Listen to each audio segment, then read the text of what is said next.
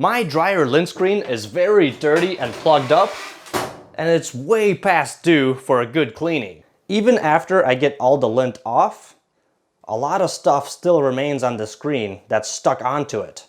It's a bunch of dust and wax. And all of this stuff restricts airflow, and it should get cleaned up. And if your lint screen looks similar to mine, then you might want to consider getting it cleaned, because the more plugged up it gets, the longer the dryer starts to run, the higher your electric bill will get. And also, if it gets dirty enough, your dryer can overheat, blow a thermal fuse, and stop working altogether. So before any of that bad stuff happens, it's best to just go ahead and clean it up. It's very easy to do. Allow me to show you an example of how it's done. First things first, you will need a tub or a sink that will be able to fit your lint screen, whatever size it is. Fill up the sink with warm water, just enough so that the lint screen is submerged. And while the water is running, it's a good time to add some dish soap. Any dish soap that you have on hand should work. And if your lint screen is in pretty bad shape, like mine is, you could also add some white vinegar to help get some of that gunk off.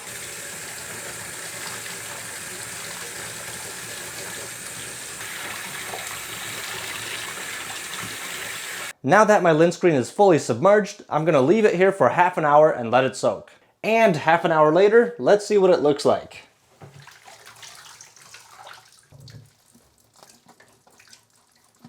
And of course, I can't get it off with my fingers alone, so what I like to use is a little wire brush with a plastic brush on the other side, but really you can use any stiff brush that you have, even a toothbrush would work. And just go ahead and scrub all that stuff that's on there off. It should come off fairly easy after soaking in soap and vinegar.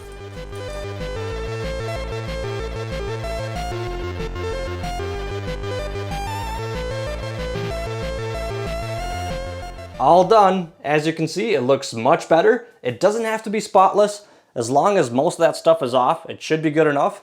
And one easy test you can do just to confirm is to run water on top of it. And if it pools up, then you know you need to clean it up some more. If water is not pooling up and going through freely, then we're good to go.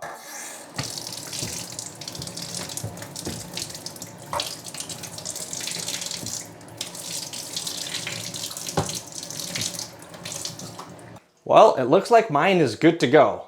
I'm just gonna set it aside, let it air dry until it dries out completely, and put it back in. And as much as I would like to end it there, unfortunately, in my case, I'm probably gonna end up ordering a new lint screen anyway, even after cleaning it, because I noticed that there's a big tear right over here. So a bunch of lint can escape right through this crack and go into my vent, which could cause other problems down the road. And then there's also a hole over here. So I'm probably gonna end up ordering a new lint screen for my dryer and just replacing the whole thing. Well guys, and that is all I had for you today. If you have any other dryer lint screen tips that I missed, or you have a better method of how to clean them, I would love to hear about that in the comments below. Thank you so much for watching this video. Don't forget to mash that like button on the way out, and I'll see you next time. And if you're still here and not in the comment section below, let me show you something that will remind you of the good old days back in school when you were sitting in your favorite math class. Let's find out how well you were actually listening back then and see if you can figure out this math problem within the next 30 seconds. Good luck!